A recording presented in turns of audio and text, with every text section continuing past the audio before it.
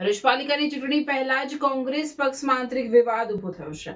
Mandate અને letter કાર્ડને લઈને પક્ષમાં ગૂંચવણ અને નારાજગીનો માહોલ સર્જાયો છે।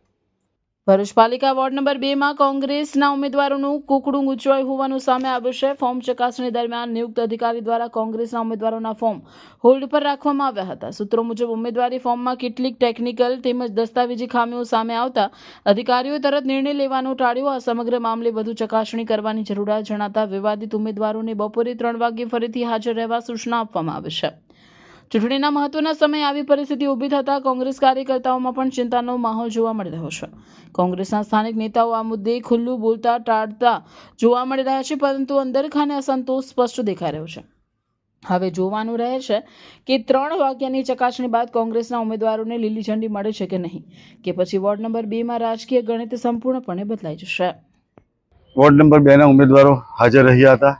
નવાઈની વાત એ છે કે અક્ષર 4 ઉમેદવારો હોય છે, પણ આજે 6 હતા અને જ્યારે મારું નામ બોલાયું ત્યારે બીજા 2 પર ઊભા થઈ ગયા। એટલે મને એવું લાગે છે કે એસડીએમ મેડમનું પણ સાંભળવા તૈયાર નથી। શું પાવર છે એ મને સમજમાં નથી આવતું। મને એમ લાગે છે કે દિલ્હી સુધીનો પાવર દેખાઈ રહેલો છે અહીંયા। કેમ કે એસડીએમ બેન એમ કહે કે કુતબુદ્દીન આદમ પટેલ અને એની પાછળ બીજા 2 ઉમેદવાર એડવોકેટ સાથે અને એના ટેકેદારો જો ઊભા થઈ જતા હોય એ પર એક પ્રશ્ન છે। અને મારું એવું કહ્યું કે આજ રોજ તપાસણી દરમિયાન જે મેન્ડેટ મને આપવામાં આવેલો હતો એવો જ મેન્ડેટ સેમ બીજા લોકોને પણ આપવામાં આવેલો છે। જેવી મેન્ડેટની પ્રક્રિયા થઈ એવી પ્રદેશ કક્ષાએથી મળેલા લેટરમાં પણ થઈ છે।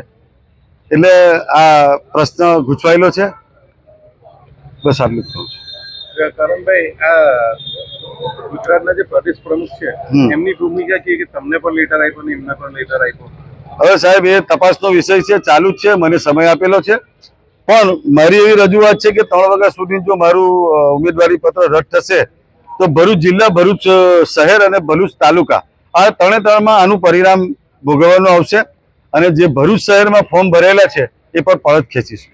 તમને બધા કોર્પોરેટર જે લોકો ફોર્મ એ લોકો સમર્થન બિલકુલ, એમને મને સાઇન કરેલી આપેલી છે કે તમારું ફોર્મ અગર રદ થશે તો અમે પણ અમારી ઉમેદવારી પરત ખેંચીશું। હાલમાં મેડમ દ્વારા શું કહેવામાં આવ્યું છે આ વિવાદને લઈને? 3 વાગ્યા સુધી તમારે જે કંઈ ડિસિઝન લેવાનું હોય એ લઈ લો। 3 વાગ્યા સુધીનો અમને સમય આપેલો છે કે તમારે જે કંઈ રજૂ કરવું એ કરો।